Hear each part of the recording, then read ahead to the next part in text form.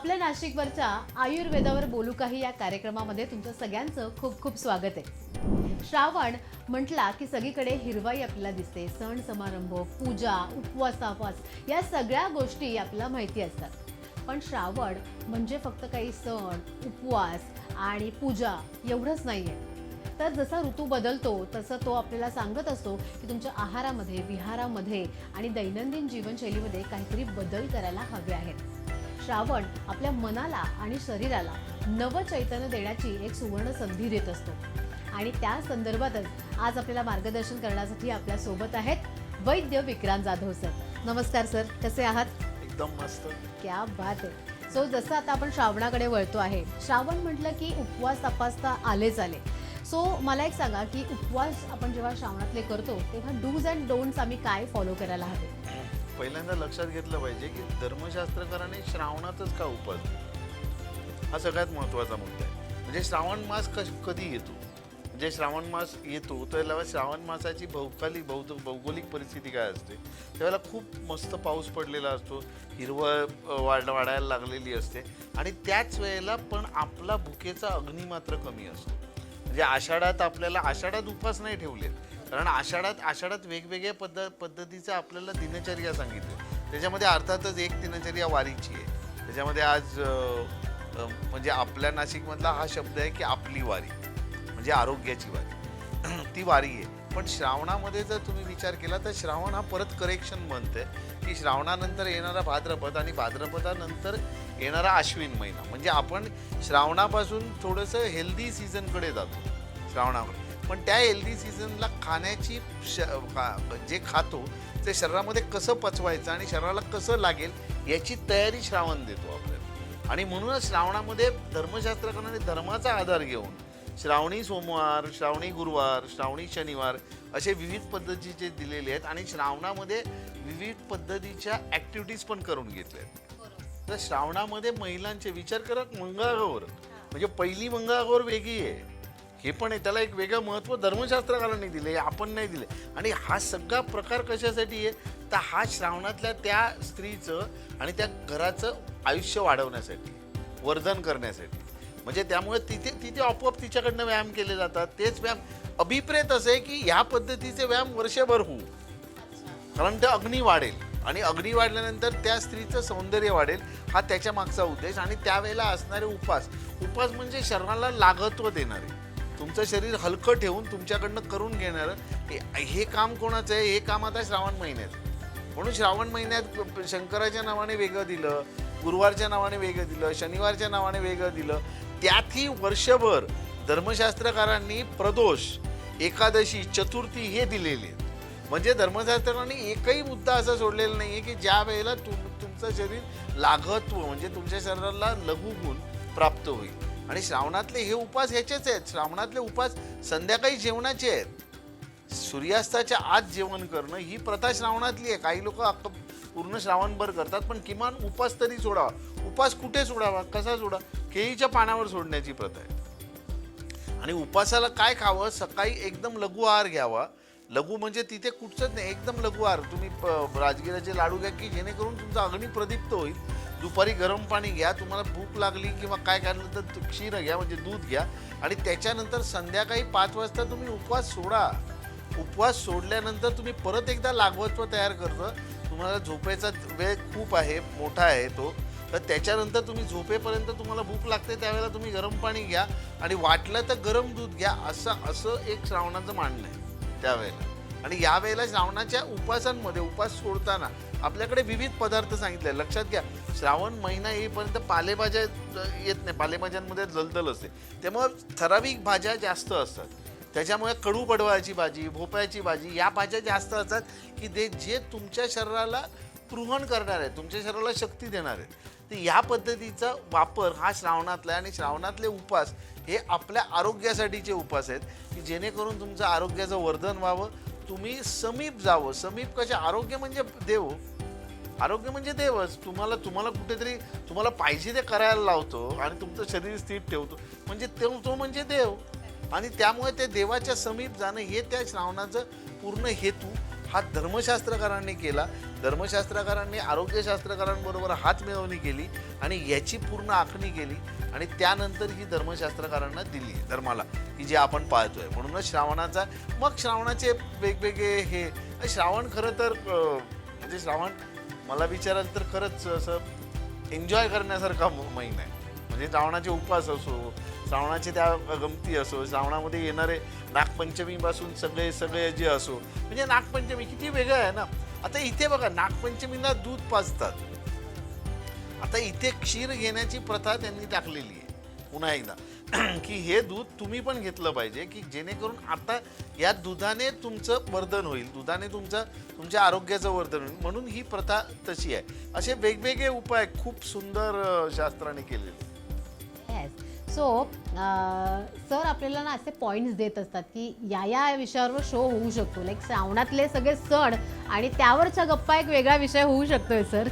पण जसं मी तुम्हाला सांगितलं, पहिला प्रश्न विचारला होता की उपवास आणि त्याचे डूज अँड डोंट्स, पण सरांनी खूप सुंदर असं उपवास म्हणजे काय, उपवास नेमकी का करावेत याबद्दल खूप सुंदर विश्लेषण दिलेलं आहे.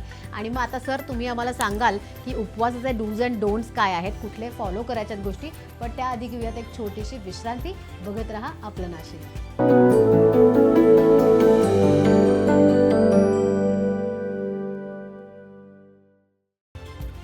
Welcome back. आपलं नाशिक तुम्ही बघताय. आयुर्वेदावर बोलू काही या कार्यक्रमामध्ये मी रुचा पुन्हा एकदा तुमचं स्वागत करते आणि माझ्यासोबत आहेत वैद्य विक्रांत जाधव सर. आणि उपवासावरती सध्या आमची चर्चा सुरू आहे की श्रावण म्हणला की खूप सारे उपवास तापवास असतात. सो हे उपवास करताना काय डूज अँड डोंट्स आपण फॉलो केले पाहिजे, जेणेकरून हे सगळे उपवास आपल्याला एकदम छान जातील आणि कुठल्याही प्रकारचा त्रास होणार नाही आणि स्पेशली बायकांची चिडचिड होणार नाही.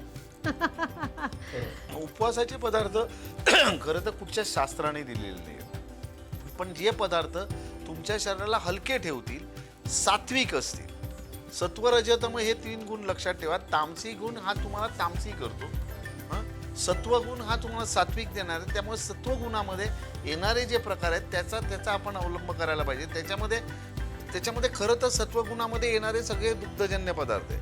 खोबरं आहे, म्हणजे खोबरं राजगिरा आहे, राजगिऱ्याची चिक्की, राजगिऱ्याचा लाडू, राजगिऱ्याचा शिरा, असे असंख्य पदार्थ आहेत. राजगिऱ्याची त्याच्यानंतर बटाट्याची भाजी उपवासाची, पण बटाट्याची भाजी उपवासाची करण्याची प्रथा वेगळी आहे, म्हणजे ती डोश्याची भाजी नव्हे. म्हणजे ती बटाट्याची भाजी त्या पद्धतीने, तो बटाटा पण सांगितलेला आहे आपल्याकडे. आता याच्याबद्दलचा खूप आपण विचार करू की बटाटा आला केव्हा, बटाटा कुठून आला, पण बटाट्याची भाजी मात्र आपल्याकडे खूप छान पद्धतीने सांगितलेलं आहे. कोकमाचं सार सांगितलेलं आहे आपल्याकडे लिंबाचं सरबत आलं टाकून सांगितलेलं आहे. का तर तुम्ही आलं घेऊन, ज्या लोकांना समजा उपवास सहन नाही होत त्यांनी आपल्या फ्लाक्समध्ये लिंबू सरबत आणि त्याच्यामध्ये आल्याचा रस टाकायचा आणि त्याच्यामध्ये साखर टाकून ते सिप घ्यायचं. मग म्हणजे एकदम घ्यायचं नाही, कारण तुम्हाला या दिवसांमध्ये लक्षात ठेवा, एकदम तुम्ही काही घेतलं तर बाहेर पाऊस चालू आहे, त्याच्यामुळे तुम्हाला लघवीचं प्रमाण वाढणार आणि लघवी जास्त झाली तर कदाचित कोणाला तरी डिहायड्रेट व्हायला लागतं. पण त्याचं नाही, म्हणजे हे जे आहे आता बगर आणि आमटी एवढं तुम्हाला ठराविक. तळलेले पदार्थ आपल्याला टाळले पाहिजे, भाजलेलेच पदार्थ खायला पाहिजे. आणि उपवास जर खरं करायचं असेल ना तर उप आणि अधिक वास याचं खरं नियोजन करा. आणि तुम्ही बघा हा श्रावण महिना कसा जातो. श्रावणातले उपवास हे तुम्हाला लागवत्व देतील तुमच्या शरीराला. आपण ते हल्लीचा एक शब्द आहे डिटॉक्सिफाय, डिटॉक्सिफिकेशनसाठी कुठे तुम्हाला जायला नको. तुमच्या शरीरातले सगळे टॉक्सिन्स हा उपवास काढायला लागेल. संध्याकाळचं तुम्ही एक वेळ जेवणं आणि त्याच्यानंतर काही न खाणं. आणि श्रावणामध्ये ज्या वेळेला आपल्याकडे बाहेर पावसाळा असतो, पावसाळ्याचे विकार असतात, त्याच्यामुळे मी सगळ्यांना सांगेन की अख्ख्या श्रावणामध्ये तुम्ही कोउष्ण जल घ्या, की जे घेतातच. म्हणजे उषपान म्हणून कोउष्ण जल घ्या सकाळी, आणि नंतर पण गरम पाणी थोड्या वेळाने घ्या. तुम्हाला चहा आणि याची सवय लागलेली असेल तर मला असं वाटतं तुळशीचा चहा या दिवसांमध्ये घ्यायला खूपच छान आहे, कारण फुफ्फुसांचे विकार टाळले जातील. आणि तुळशीचा चहा म्हणजे दुधाच्या चहामध्ये तुळस टाकून नव्हे, तर आपल्या पाण्यामध्ये तुळस टाकायची, तुळस उकळायची आणि त्याच्यानंतर तेच पाणी घ्यायचं आणि तेच पाणी त्याच्यात मध टाका तुम्ही, मध टाकून ते पाणी घ्या आणि ते सिप मारत राहा, इतरांना पण द्या आणि त्याच्यामध्ये तुम्ही बघा की तुमच्या शरीराला कसं लागवत्व पण प्राप्त होतं, त्याबरोबर कफाचा कसा उत्क्लेश जो आहे तो कमी होत जातो, वाताचं गुण कमी होत जातो. अशा पद्धतीने जर आपण श्रावण महिना घेतला, भाज्यांचे प्रकार संध्याकाळी श्रावणामध्ये उपवास सोडताना आवर्जून पहिला भातानेच सोडावा, कारण भात स्नेह देतो, भाताचं स्निग्धता आहे. भात पहिला गेल्यानंतर तूप टाकून जर भात घेतला तर पहिल्यांदा तुम्हाला शक्ती मिळते आणि त्याच्यानंतर तुम्हाला पाहिजे तर पावसाळ्यामध्ये खरं तर काही ठराविक पदार्थ आहेत म्हणजे पडवळाच्या भाजीमध्ये कडवे वाल टाकणं, सुरणाची भाजी खाणं, केळ्याची भाजी खाणं, केळफुलाची भाजी या दिवसांमध्ये बघा, केळफुलाची भाजी, सुरणाची भाजी हे शरीरातला तुमचा ओलावा शोषून घेतो आणि तुम्हाला ऊर्जा देतो. तर ह्या भाज्यांचे उसळींचे प्रकार, कारण त्यावेळेला आपल्याला फळभाज्या कमी मिळतात, त्यामुळे उसळींमध्ये मूग, मसूर, कडवे वाल, मटार, पांढरे वाटाणे या पद्धतीच्या उसळी जर तुम्ही केल्या तर खूप, आणि त्याला ग्रेव्ही मात्र आले लसणाचीच पाहिजे, पण काही लोक लसूण खात नाही कारण चातुर्मास चालू होतो, पण आल्याची ग्रेव्ही मात्र तुम्ही करू शकता, आल्याची. आणि श्रावणामध्ये तुमच्यासाठी सांगतो एक चांगली रेसिपी, आल्याची चटणी करून बघा. हां, खोबरं आणि आलं याला एकत्रित करायचं आणि त्याची चटणी करून बघा. याची चटणी तुम्ही वेगवेगळ्या पद्धतीने करू शकता, त्याच्यामध्ये आणखी ॲडिशन करू शकता पाहिजे हिरव्या मिरचीची, पण आलं आणि खोबरं याची चटणी करून बघा, त्याच्यामध्ये मीठ आणि टाकून सैंधव टाकून बघा आणि ती खाऊन बघा, तुम्हाला किती छान वाटेल. त्यामुळे हे सगळे पदार्थ तुम्हाला ऊर्जा देणारे आहेत, तुमचे भूक वाढवणारे आहेत, वात कमी करणारे आहेत, कफ कमी करणारे आहेत. तर अशा पद्धतीने जर आपण, मला असं वाटतं श्रावणाला आलिंगन दिलं, श्रावणाला मी तर म्हणतो आलिंगन द्या श्रावणाला आणि तुम्ही पहा श्रावण तुम्हाला काय देतो. सर, मगाशी तुम्ही म्हणालात की तुळशीचा चहा घ्यायचा, पण माझ्या चहामध्ये तो तुळस आहे, बाकीच्या पण बऱ्याच गोष्टी आहेत, तर तसा चहा पिला तर नाही चालणार का? मुळात म्हणजे मला हे सगळ्यांना सांगावंसं वाटतं की ज्या वेळेला वनस्पतींचा चहा घेतो ना आपण, त्यावेळेला त्या वनस्पतीचं ताजेपणा असणं हे महत्त्वाचं आहे. कुठचीही वनस्पती तुम्हाला सांगतो, वनस्पतींमध्ये गुणधर्म कुठे असतात, त्यांच्या सगळ्या ताजेपणामध्ये. जेव्हा वाळवलं जातं त्यावेळेला त्याचा गुण निघून जातो तो, आणि वाळवून नंतर जेव्हा आपण टाकतो त्यावेळेला त्याचा तुळशीचा स्वाद येऊ शकतो, पण त्याचे गुणधर्मांचं काय. आणि लक्षात ठेवा, कुठचाही सुगंधी द्रव्य आहे, जेवढे सुगंधी द्रव्य आहे त्याचे सगळे गुण त्याच्या तेलामध्ये आहेत. म्हणजे तुळस असो, दालचिनी असो, वेलची असो, या सगळ्या तेलांमध्ये, आणि ते तेल उडून गेलं तर त्याच्यातला आपल्याला स्वाद येतो पण त्याची गुणवत्ता निघून जाते. त्याच्यामुळे तुळस आणि इव्हन तुळस, वेखंड यांचं करताना त्याच्यावरती झाकण ठेवणं हे आवश्यक आहे. म्हणजे पुन्हा एकदा मी म्हटलं, वास त्याचा जायला नको, त्याचे गुणधर्म जायला नको. त्यामुळे तुळशीचा चहा ही संकल्पना, चहा शब्द मी लोकांना समजण्यासाठी सांगितलं. मुळात म्हणजे आयुर्वेदातला शब्द त्याचा काढा किंवा म्हणजे तो कदाचित कोणाला आवडणार नाही, पण साधं आहे. तुळशीची पानं टाकायची, त्याच्यामध्ये वेखंड, त्याच्यामध्ये साधी पिंपळी सुद्धा एक टाकू शकता तुम्ही, आणि त्याच्यामध्ये हे उकळायचं, झाकून उकळायचं, आणि नंतर फक्त सुंठ टाकू शकता किंवा दालचिनी सुद्धा टाकू शकता, आणि तुम्ही चहा पिऊन बघा तो. म्हणजे ह्या पद्धतीचा तुळशीचा चहा, आणि हे फ्लास्कमध्ये ठेवून द्यायचं, एका वेळेला करायचं आणि सगळ्यांना द्यायचं आहे, बाकी काहीच नाही करायचं. त्यामुळे पण हा गुणवत्ता दर्शक आहे ना. आणि आज जग पिते तर आपण, ही तुळस ही आपली आहे. म्हणजे आत्ताच आषाढीला सगळे लोक तुळस घेऊनच गेले, म्हणजे विचार करा, तुळशीचं महत्त्व त्यांनी अधोरेखित करून ठेवलेलं आहे की या दिवसांमध्ये, या ऋतूमध्ये तुळस घेतलीच पाहिजे, हे अधोरेखित केलेलं महत्त्व आहे हे शास्त्रकारांनी. म्हणजे त्याचा गुणधर्म आहेच ना. एकदा नवीन टॉपिक आपल्याला सरांनी दिलेला आहे की चाय पे भी चर्चा होऊ शकते, कारण की चहाचे सुद्धा इतके प्रचंड प्रकार आहेत. तुळशीचे यांनी मला 3 प्रकार सांगितलेले आहेत, एक श्वेत तुळस, कृष्ण तुळस आणि एक त्रिगुणी तुळस, असं या सरांनी सांगितलेलं आहे. सो अशा खूप साऱ्या गोष्टी आमच्याकडे आहेत. फक्त तुम्ही आपलं नाशिकवर हा शो बघत जा, म्हणजे तुम्हाला खूप छान छान इंटरेस्टिंग गोष्टी तुमच्यापर्यंत पोहोचणार आहेत. सर, आता आपण उपवासावर चर्चा करतो आहे. सो हिंदू शास्त्रातले उपवास आणि इतर धर्मातले उपवास याच्यामध्ये काय फरक आहे किंवा काय साम्य आहे? मुळात म्हणजे शास्त्र बघायला गेलं ना तर आता 2 शास्त्रातले, याच्यामध्ये एक सगळ्यात यांचा हेतू एकच आहे, शरीरातला लागवत्व देणं, शरीराला हलकेपणा देणं. मनावरचं जडपणा काढणं. कारण तुमच्या शरीरामध्ये ज्या वेळेला असं आहे ना की आपण खूप गोड खाल्लं तर बघा मध येतो, थोडं झोप लागते, म्हणजे तुमच्या मनावरती तो परिणाम झाला. तर त्याच्यामुळे हा गुण तुमच्या शरीरातला कमी करणं हा सगळ्यांचा हेतू आहे. म्हणजे आपल्याकडे आज जैनांचे उपास आहेत की ज्या वेळेला ते काहीच खात नाही, दिवसेंदिवस काहीच खात नाही, पण तरीसुद्धा शरीर चांगलं राहतं, मन चांगलं राहतं त्यांचं. दुसरी गोष्ट UAE आहेत, ज्यावेळेला रमजानचा महिना असतो ते सकाळी उठल्यावर भरपूर काय पाहिजे ते खातात, त्यांच्याकडे उपवासाचा पदार्थ तर काय, पण सकाळपासून संध्याकाळपर्यंत ते पाण्याचा पण घोट घेत नाहीत आणि संध्याकाळी परत ते उपास सोडतात. म्हणजे हा सुद्धा कारण काय आहे त्यांच्याकडे. बघा आपण UAE ज्या वेळेला उपास आहेत त्यावेळेला तुमच्या लक्षात येईल की सूर्योदय झाला की नंतर काही क्षणातच ते तापमान 45 डिग्री 50 डिग्रीपर्यंत जातं. एवढ्या उष्णतेमध्ये तुमच्या शरीराला मेंटेन करण्यासाठी, तुमच्या शरीराची ऊर्जा राखण्यासाठी आणि तुमच्या शरीराचे सगळे मेटाबॉलिक प्रोसेस जे प्रक्रिया आहे ते चांगलं ठेवण्याची क्षमता त्या 50 डिग्रीमध्ये नाही आहे. तर त्याच्यामुळे त्यावेळेला सकाळचं खाल्लेलं अन्न आहे ते जे काय आहे त्याच्यावरती दिवसभर राहायचं आणि त्याच्यानंतर सूर्यास्त झाल्यानंतर पुन्हा एकदा देवाच्या स्मरणाने पुन्हा एकदा उपास सोडायचा. इथेच जैनांचं पण तसंच आहे की ज्या वेळेला काही ठराविक दिवस ते करतात, पुढे करतात, असं करत त्यांचं लागवत्व येतं ना. तसंच आपल्याकडे उपवास हे करेक्शन आहे, लक्षात घ्या. हे प्रत्येक महिन्याला धर्मशास्त्रकारांनी दिलेलं आहे. मी जसं बोललो तसं प्रदोष, एकादशी, चतुर्थी हे प्रत्येक महिन्याचं, काही सोमवार करतात, काही गुरुवार करतात, पण किमान एक श्रावण महिना तरी ठेवला आहे त्यांनी. आणि तो का ठेवला आहे, तो ऋतूनुसार ठेवलेला आहे. ज्या ऋतूमध्ये तुम्हाला जड पदार्थ जमणार नाही आहे, तुम्ही आजारी पडणार आहात. आणि हे साक्ष आहे की पावसाळ्यात आजारी पडतात, म्हणजे डॉक्टर लोक वाट बघत असतात पावसाळ्याची खरं तर, पण त्यावेळेला आजारी पडतात. आणि त्याच्यामुळे याच्यामध्येच त्यांनी ठेवलं आहे. त्यांनी कुठच्याही तुमच्या थंडीच्या सीझनमध्ये उपास ठेवलेले नाही आहे की जेणेकरून तुमचं जे एन्जॉयमेंट आहे त्याला कुठेतरी बाधा होईल. त्यामुळे उपवासाचा हेतू एकच आहे की तुम्हाला आरोग्य देणं.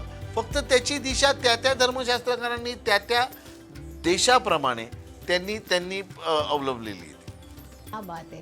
म्हणजे प्रत्येकाच्या धर्मशास्त्राने एकच गोष्ट सांगितलेली आहे की तुम्हाला जर का तुमच्या शरीराचा आणि मनाचा जडपणा कमी करायचा असेल तर तुम्ही उपवास करायलाच पाहिजे.